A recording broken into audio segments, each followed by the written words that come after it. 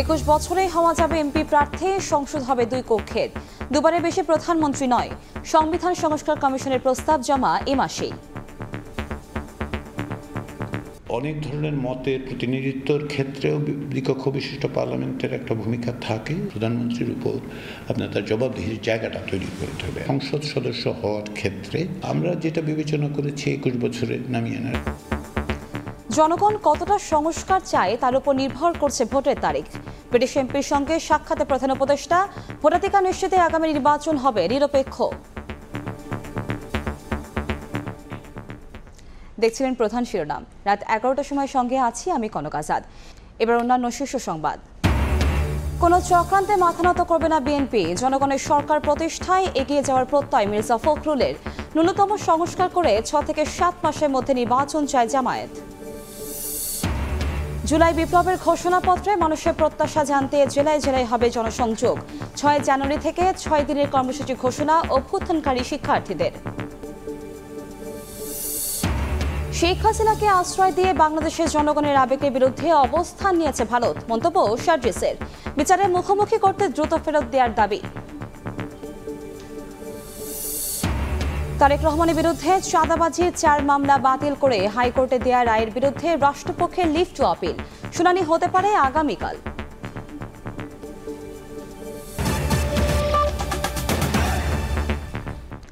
25 নয় 21 বছরেই হওয়া যাবে জাতীয় নির্বাচনের প্রার্থী। সংসদ হবে দ্বিকক্ষ বিশিষ্ট, দুইবারের বেশি প্রধানমন্ত্রিত্ব নয়, এক কেন্দ্রিক ক্ষমতা ঠেকাতে নানা প্রস্তাবনা দিতে যাচ্ছে সংবিধান সংস্কার কমিশন। চলতি মাসের মাঝামাঝিতে তা প্রধান উপদেষ্টার কাছে জমা দেওয়া হবে। স্বৈরাচারের অনুকূলে থাকা 70 অনুচ্ছেদ সহ বিতর্কিত ধারা বাতিলও থাকছে প্রস্তাবে। তবে কাগজ কলমের এসব সংস্কার বাস্তবে রূপ দিতে রাজনৈতিক ঐক্যের ওপর জোর দিচ্ছেন সংবিধান বিশেষজ্ঞরা। হাসান ওয়ালির প্রতিবেদন। সংসদীয় ব্যবস্থা পাল্টে একদলীয় ব্যবস্থা কিংবা সামরিক শাসনকে বৈধতা দিতে ব্যবহার করা হয়েছে সংবিধানকে। সবশেষ 16 বছরে শেখ হাসিনা সরকার স্বৈরতন্ত্র টিকিয়ে রাখতে পঞ্চদশ সংশোধনী সহ বেশ কয়েকবার সংবিধানে আনে পরিবর্তন।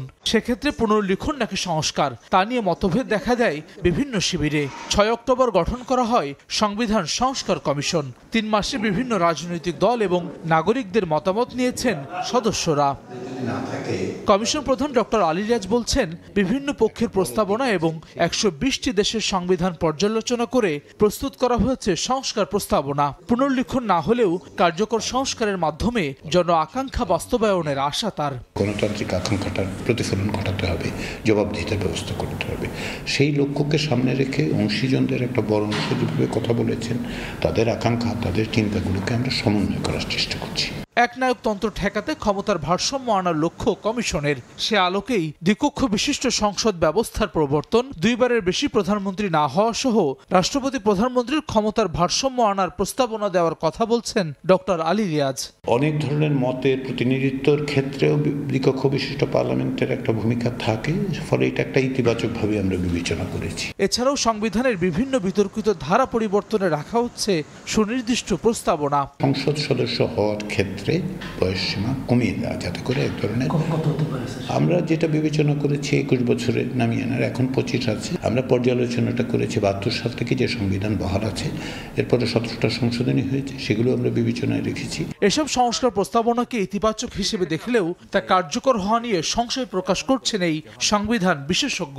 জনগণের স্বার্থে চিন্তা করে প্রত্যেকটা দলকে এমনভাবে একমত হতে হবে সংস্কারের বিষয়ে, যেন পরবর্তী বাংলাদেশে যেই সরকার থাকুক না কেন তাদের জন্য একটা রেসপন্সিবিলিটি থাকে। প্রস্তাবনার শেষে সব অংশজনের মতামত নিয়েই চূড়ান্ত সংস্কার প্রস্তাবনা তৈরি করবে অন্তর্বর্তী সরকার। সংবিধান যত পরিবর্তনই করা হোক না কেন, তাতে বিপুল সংখ্যক জনমতের সায় না থাকলে ভবিষ্যতে ইচ্ছেমাফিক শাসনতন্ত্র পরিচালনার আশঙ্কা থেকেই যায়। পাশাপাশি সংবিধান সুরক্ষিত রাখতে সুষ্ঠু গণতান্ত্রিক চর্চা এবং জবাবদিহিতার সংস্কৃতি নিশ্চিতের উপর জোর বিশেষজ্ঞদের। হাসান ওয়ালি, সময় সংবাদ, ঢাকা। এবছরই বা আগামী বছরের মাঝামাঝি সময় নির্বাচন করতে চায় অন্তর্বর্তী সরকার। তবে তা নির্ভর করে জনগণ কতটা সংস্কার চায় তার উপর। বিকেলে প্রধান উপদেষ্টার বাসভবন যমুনায় ব্রিটিশ সংসদ সদস্য রূপা হকের সঙ্গে সাক্ষাৎকারে কথা বলেছেন প্রধান উপদেষ্টা ডক্টর মোহাম্মদ ইউনুস। বাংলাদেশে গত 3টি নির্বাচনে মানুষ ভোট দিতে পারেনি জানিয়ে তিনি বলেছেন, আগামী জাতীয় নির্বাচন হবে সম্পূর্ণ অবাধ, নিরপেক্ষ, সুষ্ঠু। জানান, একটি ভুয়া সংসদ, ভুয়া এমপি এবং একজন ভুয়া স্পিকার ছিল বাংলাদেশে। এ সময় আগামী নির্বাচনের তারিখ, বাংলাদেশের অন্তর্বর্তী সরকারের সংস্কার উদ্যোগ এবং রাজনৈতিক দলগুলোর অংশগ্রহণের প্রক্রিয়া সম্পর্কে খোঁজ খবর নেন ব্রিটিশ এমপি। আগামী নির্বাচন পর্যবেক্ষণ করতে বাংলাদেশে আসার ইচ্ছা প্রকাশ করেন রূপা হক।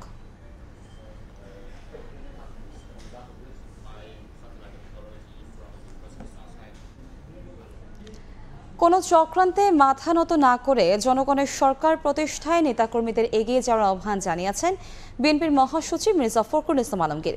এদিকে আন্দোলনের ফসল কেউ একা ঘরে তুলতে চাইলে জনগণ সেটি হতে দেবে না বলে জানিয়েছেন দলটির নেতারা। ছাত্রদলের ৪৬তম প্রতিষ্ঠাবার্ষিকী উপলক্ষে ঠাকুরগাঁও শহরের পাবলিক পাঠাগার মাঠে জেলা ছাত্রদল আয়োজন করে সমাবেশের। এতে ভিডিও কনফারেন্সের মাধ্যমে যোগ দিয়ে বক্তব্য রাখেন বিএনপি মহাসচিব মির্জা ফখরুল ইসলাম আলমগীর। কোনো চক্রান্তে মাথা নত না করে জনগণের সরকার প্রতিষ্ঠায় নেতাকর্মীদের এগিয়ে যাওয়ার আহ্বান জানান বিএনপি মহাসচিব। বলেন, ছাত্র জনতার আন্দোলনের মুখে সরকার পালিয়ে যাওয়ায় নতুন বাংলাদেশ গড়ার সুযোগ সৃষ্টি হয়েছে। এদিকে বাগেরহাটের মোড়লগঞ্জের সংবর্ধনা অনুষ্ঠানে বিএনপির স্থায়ী কমিটির সদস্য ডক্টর মঈন খান বলেন, তরুণদের যোগ্য করে গড়ে তুলতে কাজ করছেন তারেক রহমান। ছাত্র জনতার বিপ্লবের কারণে এদেশের দীর্ঘ 1.5 দশকের স্বৈরাচারী শাসন তার পতন হয়েছে। যারা স্বৈর শাসক তারা দেশ ছেড়ে পালিয়ে যেতে বাধ্য হয়েছে। এই বিষয়গুলি কিন্তু আমাদের উপলব্ধি করতে হবে এবং তা থেকে আমাদের শিক্ষা নিতে হবে। এদিকে দিনাজপুরে শীতবস্ত্র বিতরণ অনুষ্ঠানে দলটির স্থায়ী কমিটির আরেক সদস্য ডাক্তার এজেড জাহিদ হোসেন বলেছেন, আন্দোলনের ফসল কেউ একা ঘরে তুলতে চাইলে জনগণ সেটি হতে দেবে না। এই আন্দোলন সবার আন্দোলন, এই বিজয় সবার বিজয়। কাজেই স্বৈরাচার পালিয়েছে। 5ই আগস্ট 24-এ মনে রাখতে হবে, জনগণের অধিকার আদায় করার যে আন্দোলন চলছে গত 16 বৎসর যাবৎ, সেই অধিকার আদায় না হওয়া পর্যন্ত জনগণ কিন্তু তার আন্দোলন থামাবে না। যাদের মধ্যে দেশপ্রেম নেই আন্দোলনের মুখে তারাই পালিয়ে গেছে বলেও মন্তব্য করেন বিএনপির এই নেতা। সব সময় খাদিজা স্বপ্না, সময় সংবাদ। ক্ষমতায় গেলে মুক্তিযোদ্ধাদের সম্মান দেখানোর পাশাপাশি চাঁদাবাজ ও দখলদার মুক্ত বাংলাদেশ গড়বে জামায়াত। কুষ্টিয়ায় কর্মী সম্মেলনে এই ঘোষণা দিয়েছেন দলটির আমির ডক্টর শফিকুর রহমান। এদিকে ময়মনসিংহে কর্মী সম্মেলনে দলটির সেক্রেটারি জেনারেল মিয়া গোলাম পরোয়ার বলেছেন, 6 থেকে 7 মাসের মধ্যে ন্যূনতম সংস্কার শেষে ভোটের ব্যবস্থা করা সম্ভব। দেশের পট পরিবর্তনে প্রায় 17 বছর পর প্রকাশ্যে রাজনৈতিক কর্মসূচি পালনের সুযোগকে কাজে লাগাচ্ছে জামায়াত ইসলামী। প্রতিদিনই কোনো না কোনো প্রান্তিক জনপদে ছুটছেন কেন্দ্রীয় নেতারা। লক্ষ্য সংগঠনকে শক্তিশালী, নেতাকর্মীদের চাঙ্গা ও রাজনীতির মাঠে নিজেদের অবস্থান পাকাপোক্ত করা।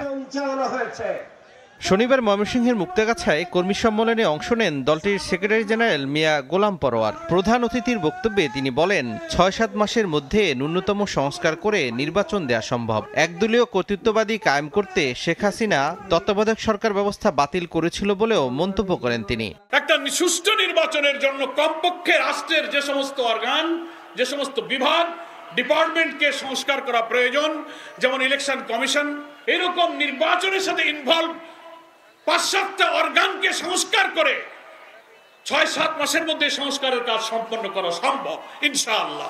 এদিকে কুষ্টিয়ায় কর্মী সম্মেলনে প্রধান অতিথির বক্তব্য রাখেন জামাতের আমির ডাক্তার শফিকুর রহমান। জানান, ক্ষমতায় গেলে মুক্তিযোদ্ধাদের সম্মান দেখানোর পাশাপাশি চাঁদাবাজ ও দখলদার মুক্ত বাংলাদেশ গড়বেন তারা। আগে দখলদারি ছিল, ফুটপাত থেকে শুরু করে সব কিছু দখলে চলে গেছিল। এখন তো আর দখলদার নাই, এখন আছে। এই চাঁদাবাজি দখলদারি মুক্ত বাংলাদেশ আমরা করতে চাই। বলবেন তার প্রমাণ কি? আপনারা যে পারবেন, তার প্রমাণ হচ্ছে আমাদের কর্মীরা চাঁদাবাজিও করে না, দখলবাজিও করে না। জামাত ক্ষমতায় গেলে তরুণ প্রজন্মকে বেকার থাকতে হবে না জানিয়ে দলের আমির আরো বলেন, যার যার যোগ্যতা অনুযায়ী সুযোগ করে দেওয়া হবে কর্মসংস্থানের। আল্লাহ ইজ্জত দেওয়ার মালিক, ইজ্জত কেড়ে নেওয়ার মালিক। তৌফিক মাহমুদ, সময় সংবাদ। 72-এর সংবিধান দিয়ে জবাবদিহিমূলক সরকার ব্যবস্থা নিশ্চিত করা সম্ভব নয়। ফলে আগামী নির্বাচন হবে গণতান্ত্রিক সংবিধান তৈরির নির্বাচন।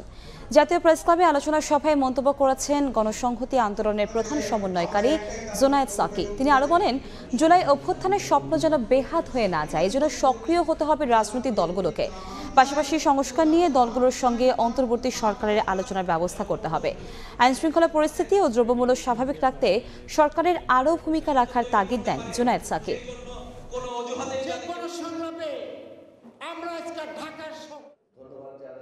জুলাই আগস্টের এই অভ্যুত্থানের পরে জনগণের স্বপ্ন যাতে বেহাত না হয়, আবারও যাতে সেই স্বপ্নকে কেউ দুমড়ে মুচড়ে দিতে না পারে, তার জন্য আমাদের রাজনৈতিক শক্তি দরকার।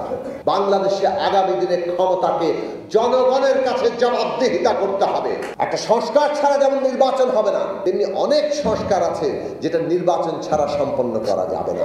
আমরা অন্তর্বর্তী সরকারকে বলি, অবিলম্বে সমস্ত অংশীজনদের সাথে, শিক্ষার্থী, রাজনৈতিক দল, শ্রেণী পেশার সকল অংশীজনদের সাথে আলোচনা করুন, বসুন, নির্বাচনের আগে সংস্কারগুলো আমরা সুনির্দিষ্ট করি যে আগামী নির্বাচন হবে একটা নতুন গণতান্ত্রিক সংবিধান তৈরির নির্বাচন।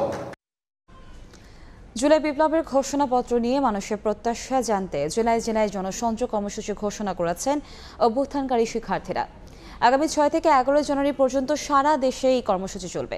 সকালে যৌথ সংবাদ সম্মেলনে কথা জানান বৈষম্য বিরোধী ছাত্র আন্দোলন ও জাতীয় নাগরিক কমিটির শীর্ষ নেতারা।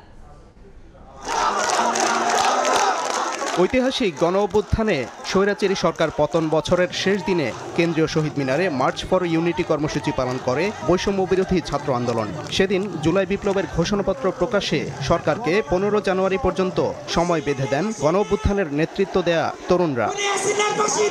কয়েকদিন পেরিয়ে গেলেও ঘোষণাপত্র প্রণয়নে অন্তর্বর্তী সরকারের দৃশ্যমান কার্যক্রম না থাকার দাবি করেন বৈষম্য বিরোধী ছাত্র আন্দোলন ও জাতীয় নাগরিক কমিটির নেতারা। আগামী 6 জানুয়ারি থেকে 11 জানুয়ারি পর্যন্ত দেশব্যাপী আমরা কর্মসূচি ঘোষণা করছি। আমরা মানুষের কাছে লিফলেট বিতরণ করব, আমরা সমাবেশ করব এবং বিভিন্ন মাত্রার জনসংযোগ করব। মানুষের যে আশা আকাঙ্ক্ষা রয়েছে, তারা কি দেখতে চায় এই প্রোক্লেমেশনে, সেটির প্রতিফলনের জন্য আমরা মানুষের কাছে আমরা আমাদের জায়গা থেকে ছুটে যেতে চাই। সরকার ঘোষণাপত্র প্রকাশের দায়িত্ব নিলেও তাদের উদ্যোগ দৃশ্যমান নয় অভিযোগ করে নেতারা জানান, অবিলম্বে কার্যকর পদক্ষেপ না নিলে দেয়া হবে কঠোর কর্মসূচি। জনগণের প্রয়োজনে যেভাবে আপনারা 5 তারিখে বৈষম্য বিরোধী ছাত্র আন্দোলনের নেতৃত্বে ঝাঁপিয়ে পড়েছিলেন, রাজপথে শহীদ হয়েছেন, আগামীতে বাংলাদেশে যে কোনো প্রয়োজনে আপনাদেরকে ঐক্যের জায়গাটা থেকে ত্যাগ তিতিক্ষা আপনাকে দেওয়ার জন্য, জনগণের কাছে দায়বদ্ধ হওয়ার জন্য আমরা বৈষম্য বিরোধী ছাত্র আন্দোলনের প্ল্যাটফর্ম থেকে আপনাদের আহ্বান জানাচ্ছি। ঘোষণাপত্র নিয়ে রাজনৈতিক দলগুলোর কিছুটা মতপার্থক্য থাকলেও এটি সব পক্ষের আকাঙ্ক্ষার প্রতিফলন ঘটাবে বলে আশাবাদী অভ্যুত্থানকারী নেতারা। সাদিকুর রহমান, সময় সংবাদ, ঢাকা। শেখ হাসিনাকে আশ্রয় দিয়ে বাংলাদেশের জনগণের আবেগের বিরুদ্ধে অবস্থান নিয়েছে ভারত। তাকে বিচারের মুখোমুখি করতে ফেরত দেওয়ার আহ্বান জানিয়েছেন জাতীয় নাগরিক কমিটির মুখ্য সংগঠক শারজিস আলম। বিকালে চট্টগ্রামে গোল টেবিল আলোচনায় অংশ নিয়ে তিনি আরও বলেন, ভারতের সঙ্গে বাংলাদেশের সম্পর্ক আধিপত্য শোষণের হলে তা স্থায়ী হবে না।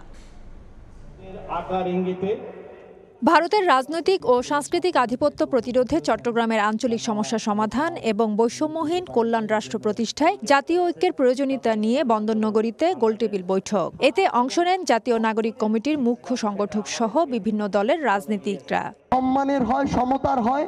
শারজিস আলম বলেন, ছাত্র জনতাকে হত্যা করার পরও শেখ হাসিনাকে আশ্রয় দিয়ে বাংলাদেশের মানুষের আবেগের বিরুদ্ধে অবস্থান নিয়েছে ভারত। দুই দেশের সম্পর্ক কেমন হবে তা নির্ভর করবে দেশটির কার্যক্রমের উপর। আমরা আমাদের জায়গা থেকে স্পষ্ট করে বলি, আগামীর বাংলাদেশের সাথে ভারতের প্রত্যেকটি সম্পর্ক ভারত বাংলাদেশকে কাজের মাধ্যমে যেভাবে ট্রিট করছে তার উপরে নির্ভর করবে।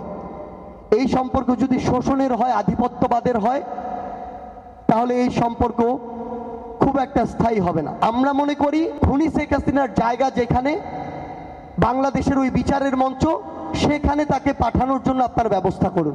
এই সময় বিভিন্ন রাজনৈতিক দলের প্রতিনিধিরা বলেন, আওয়ামী লীগের মাধ্যমে ভারত এদেশকে ধ্বংসের দ্বার প্রান্তে নিয়ে গেছে। ভারত আমাদের উপরে এমন জগদল পাথরের মতো করে একটি রাজনৈতিক দলের মাধ্যমে আমাদের দেশকে আজকে ধ্বংসের দ্বার প্রান্তে নিয়ে, জাতীয় ঐক্যের মাধ্যমে এই বিশেষ করে ভারত সহ বিভিন্ন ষড়যন্ত্র মোকাবিলা এবং বিভিন্ন ধরনের দেশ অশান্তি করার যে প্রতিযোগিতা, এই প্রতিবাদে আমরা থাকতে পারি। দেশবিরোধী ষড়যন্ত্র রুখে দিতে জাতীয় ঐক্য গড়ে তোলার উপর জোর দেন বক্তারা। নির্বাচন তো দেবেই। ফেরদৌস লিপি, সময় সংবাদ, চট্টগ্রাম। শেখ হাসিনাকে ফেরত পাঠানোর বিষয়ে ভারত থেকে আনুষ্ঠানিক চিঠি পায়নি বাংলাদেশ। বিকেলে পূর্বাঞ্চলে মেলাব থানা সমিতি আয়োজিত বার্ষিক সাধারণ সভায় কথা জানান পররাষ্ট্র উপদেষ্টা তৌহিদ হোসেন। বলেন, ভয়ভীতি ছাড়াই এই সরকারের আমলে সমালোচনা করতে পারছে সাধারণ মানুষ। ভবিষ্যতের জন্য স্বাধীনভাবে মত প্রকাশ করতে পারে সেই বিষয়টি রাজনৈতিক দলগুলোকে নিশ্চিত করতে হবে। উপদেষ্টা আরও বলেন, দেশ চালানো এই সরকারের কাজ নয়, বিশেষ পরিস্থিতিতে এই সরকার তার দায়িত্ব নিয়েছে। আমরা এখন পর্যন্ত আমি কোনো চিঠি পাইনি, এটা জাস্ট পত্রপত্রিকাতে যেটুকু দেখেছি সেটুকুই।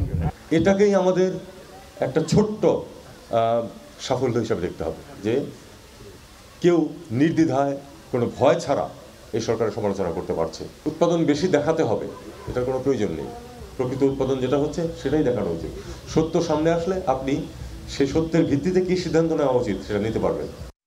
বিএনপির ভারপ্রাপ্ত চেয়ারম্যান তারেক রহমানের বিরুদ্ধে চাঁদাবাজির 4টি মামলা বাতিল করে হাইকোর্টের রায়ের বিরুদ্ধে লিভ টু আপিল করেছে রাষ্ট্রপক্ষ। শনিবার সুপ্রিম কোর্টের কার্যতালিকায় মামলাগুলো শুনানির জন্য অন্তর্ভুক্ত করা হয়েছে। জ্যেষ্ঠ বিচারপতি মোহাম্মদ আশফাকুল ইসলামের নেতৃত্বাধীন আপিল বিভাগের 4 বিচারপতির বেঞ্চে রোববার শুনানির কথা রয়েছে। রাষ্ট্রপক্ষ বলেছে, মামলা বাতিল করে হাইকোর্ট যে রায় দিয়েছেন তা সঠিক হয়নি। এর আগে 2007 সালে বিভিন্ন ব্যক্তি বাদী হয়ে গুলশান, কাফরুল, শাহবাগ ও ধানমন্ডি থানায় এসব মামলা করেন। গত 23 অক্টোবর বিচারপতি AK-M আসাদুজ্জামান ও বিচারপতি সৈয়দ এনায়েত হোসেনের সমন্বয়ে গঠিত হাইকোর্ট বেঞ্চ ওই 4টি মামলা বাতিল করে রায় দেন। যুক্তরাজ্যের ক্ষমতাসীন দল লেবার পার্টির মন্ত্রী টিউলিপ সিদ্দিকের বিরুদ্ধে এবার আওয়ামী লীগ সংশ্লিষ্ট আবাসন ব্যবসায়ীর কাছ থেকে লন্ডনে বিলাসবহুল ফ্ল্যাট উপহার নেওয়ার অভিযোগ উঠেছে। ওই ফ্ল্যাটের বিনিময়ে কোনো অর্থ পরিশোধ করতে হয়নি তাকে। বিনামূল্যে ফ্ল্যাট হস্তান্তরের তথ্য উঠে এসেছে যুক্তরাজ্যের ভূমি নিবন্ধন সংক্রান্ত নথিপত্রে। এর ভিত্তিতে শুক্রবার রাতে একটি প্রতিবেদন প্রকাশ করেছে যুক্তরাজ্য ভিত্তিক সংবাদ মাধ্যম ফিনান্সিয়াল টাইমস। ব্রিটিশ গণমাধ্যমে আবারও শিরোনাম হলেন বাংলাদেশের ক্ষমতাচ্যুত প্রধানমন্ত্রী শেখ হাসিনার বোন শেখ রেহানার মেয়ে টিউলিপ সিদ্দিক। যুক্তরাজ্যের ক্ষমতাসীন দল লেবার পার্টির এই মন্ত্রীর বিরুদ্ধে আব্দুল মোতালিব নামে একজন আবাসন ব্যবসায়ীর কাছ থেকে ফ্ল্যাট উপহার নেওয়ার অভিযোগ উঠেছে। ছাত্র জনতার অভ্যুত্থানে ক্ষমতাচ্যুত শেখ হাসিনার ঘনিষ্ঠ ব্যক্তির সঙ্গে ওই ব্যবসায়ীর যোগাযোগও রয়েছে। যুক্তরাজ্যের ভূমি নিবন্ধন সংক্রান্ত নথির বরাতে ফিনান্সিয়াল টাইমসের এক প্রতিবেদনে বলা হয়, বিনামূল্যে পাওয়া ওই ফ্ল্যাট লন্ডনের কিং ক্রস এলাকার কাছে অবস্থিত। 2004 সালে ফ্ল্যাটটি তাকে দেওয়া হয়। এর আগে 2001 সালে সেটি 1,95,000 পাউন্ড দিয়ে কেনা হয়, যা বাংলাদেশি মুদ্রায় প্রায় 2,93,00,000 টাকা। যদিও ফ্ল্যাটটির বর্তমান দাম নথিতে উল্লেখ করা হয়নি, তবে একই ভবনের আরেকটি ফ্ল্যাট গত আগস্টে 6,50,000 পাউন্ডে বিক্রি হয় বাংলাদেশি মুদ্রায়, যার মূল্য প্রায় 9,80,00,000। যুক্তরাজ্যের ভোটার নিবন্ধন সংশ্লিষ্ট নথি থেকে জানা গেছে, প্রায় 2 দশক ধরে কিংস ক্রসের ওই ফ্ল্যাটে বসবাস করতেন টিউলিপ সিদ্দিক। এরপর বেশ কয়েক বছর সেখানে তার ভাই বোনেরা ছিলেন। পার্লামেন্টের সদস্য হিসেবে টিউলিপের দাখিল করা আর্থিক বিবরণীতে 2টি ফ্ল্যাট থেকে ভাড়া পাওয়ার কথা উল্লেখ করা হয়েছে। আব্দুল মোতালিব ফিনান্সিয়াল টাইমসের কাছে কিংস ক্রসের ওই ফ্ল্যাট কেনার কথা স্বীকার করেছেন, তবে পরে সেটি নিয়ে কি করেছেন তা নিয়ে কিছুই বলতে চাননি। আর টিউলিপের ওই ফ্ল্যাট পাওয়ার সঙ্গে আওয়ামী লীগের সংশ্লিষ্টতার খবর ভুয়া বলে ফিনান্সিয়াল টাইমসের কাছে দাবি করেন তার একজন মুখপাত্র। বিনামূল্যে ওই ফ্ল্যাট দেওয়ার খবর এমন সময় সামনে এলো যখন 9 প্রকল্পে 80,000 কোটি টাকা অনিয়ম ও দুর্নীতির অভিযোগে টিউলিপ, শেখ হাসিনা, শেখ রেহানা ও সজীব ওয়াজেদের বিরুদ্ধে অনুসন্ধান করছে বাংলাদেশের দুর্নীতি দমন কমিশন দুদক। রবিউল ইসলাম আওলাদ, সময় সংবাদ। কেন্দ্রীয় শহীদ মিনারে জাতীয় বিপ্লবী পরিষদের সমাবেশে গণ অধিকার পরিষদের সিনিয়র সহসভাপতি ফারুক হাসানের ওপর হামলা হয়েছে। এ ঘটনায় বিপ্লবী পরিষদকে দায়ী করে হামলাকারীদের দ্রুত গ্রেফতারের দাবি জানিয়েছেন গণ অধিকার পরিষদ, তবে অভিযোগ অস্বীকার করেছে সংগঠনটি। ফ্যাসিবাদ বিলোপ ও নতুন সংবিধানের দাবিতে কেন্দ্রীয় শহীদ মিনারে জাতীয় বিপ্লবী পরিষদের সমাবেশে অন্তর্বর্তী সরকারের সমালোচনা করে বক্তব্য দেন গণ অধিকার পরিষদের সিনিয়র সহসভাপতি ফারুক হাসান। আমরা বিপ্লবী সরকার চেয়েছিলাম, আমরা অন্তর্বর্তীকালীন সরকার চাই নাই। পালে কোপ দেওয়া হয়েছে, কোনো গণতন্ত্রপন্থী সংগঠন এইভাবে ছড়ি নিয়ে ঘরে না। এরা কিসের বিপ্লবী? নব্য গজিয়ে ওঠা জাতীয় বিপ্লবী নামধারী এই জঙ্গি সংগঠনের যারা ফারুক হাসানের উপর হামলা চালিয়েছে তাদেরকে গ্রেপ্তার করতে হবে। ওনার বক্তব্য দেখে অন্যদের প্রতিক্রিয়া হয়েছে, আমরা এখনো জানি না আসলে ওনাদের আপত্তিটা কোথায়। আমরা ওনাদের সাথে বসবো, জানবো আপত্তিটা কোথায়। পরে হামলার ঘটনায় শাহবাগ থানায় অভিযোগ জানাতে গিয়ে ওসির আচরণে ক্ষোভ প্রকাশ করেন গণ অধিকারের লোকজন। মাহাদ ইসলাম ধ্রুব, সময় সংবাদ, ঢাকা। 7 মামলা প্রত্যাহার ছুঁয়ে আইন মন্ত্রণালয় এবং মোস্ট ওয়ান্টেড তালিকা থেকে নাম বাদ দিতে স্বরাষ্ট্র মন্ত্রণালয়ে আবেদন করেছেন সেনাবাহিনী থেকে চাকরিচ্যুত মেজর সৈয়দ জিয়াউল হক। বেশ কয়েকটি নথি থেকে জানা গেছে, গত 29 ডিসেম্বর আইন মন্ত্রণালয়ে নিজের বিরুদ্ধে হওয়া মামলা প্রত্যাহারের আবেদন করেছেন তিনি। স্বরাষ্ট্র মন্ত্রণালয়ও আবেদন করেছেন মোস্ট ওয়ান্টেডের তালিকা থেকে নাম বাদ দিতে। মিথ্যা মামলায় ফাঁসানো অভিযোগ করেছেন তিনি। আইনজীবী সরওয়ার হোসেন জানিয়েছেন, জিয়ার বিরুদ্ধে 7টি মামলার 3টিতে মৃত্যুদণ্ড হয়েছে। তিনি বিদেশে অবস্থান করছেন।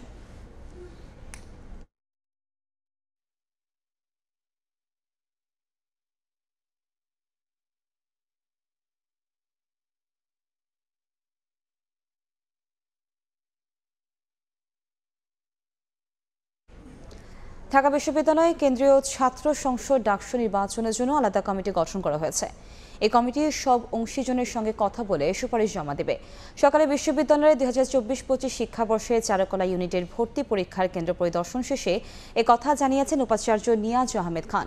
কমিটির সুপারিশের ভিত্তিতে নির্বাচন আয়োজন করা হবে বলেও জানিয়েছেন উপাচার্য।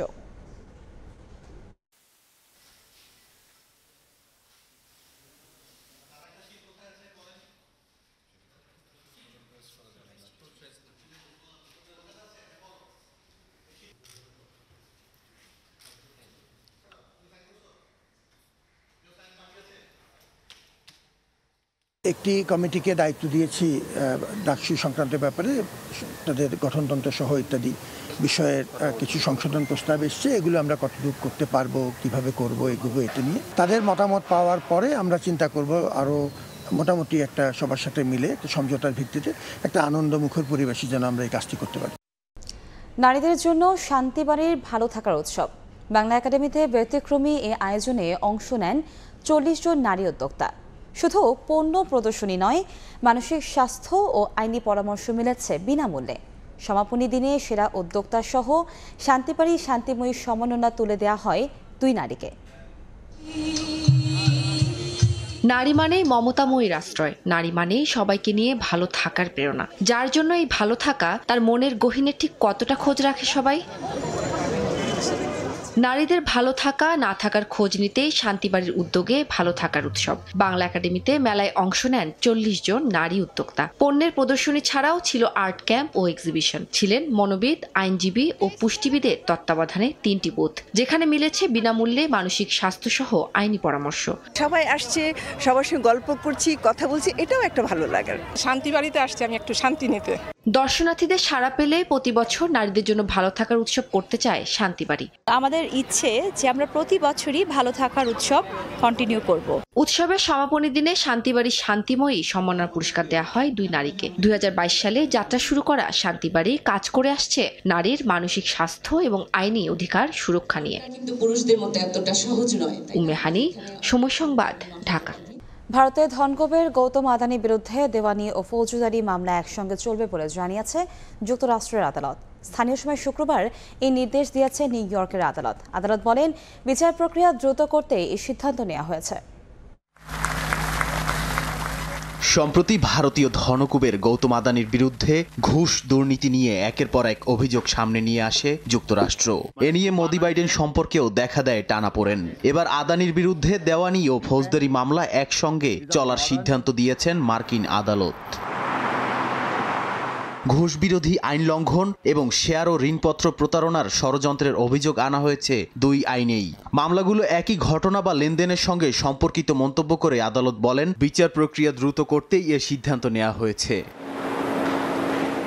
এর আগে গেল বছরের 21 নভেম্বর নিউ ইয়র্কের ইস্টার্ন ডিস্ট্রিক্ট কোর্টে আদানি গ্রুপের বিরুদ্ধে প্রমাণসহ অভিযোগপত্র দিয়েছিল SEC ও জাস্টিস ডিপার্টমেন্ট। ঘুষ দিয়ে ভারতের বিভিন্ন রাজ্যে বাজারের চেয়ে বেশি দামে সৌরবিদ্যুৎ বিক্রির দায়ে আদানি ও তার ভাতিজা সাগর আদানি, সংস্থার পরিচালক বিনীত জৈন ও তাদের সহযোগীদের বিরুদ্ধে অভিযোগ তোলা হয়েছিল। তবে তারা ঘুষের কথা গোপন করে মার্কিন ব্যাংক এবং বিনিয়োগকারীদের কাছ থেকে প্রকল্পের জন্য কোটি কোটি টাকা তোলেন, যা প্রতারণা হিসেবে ধরা হয় যুক্তরাষ্ট্রে।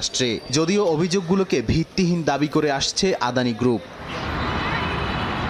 নাদিম মারজান, সময় সংবাদ। এতক্ষণ দেখছিলেন দেশ বিদেশের খবর।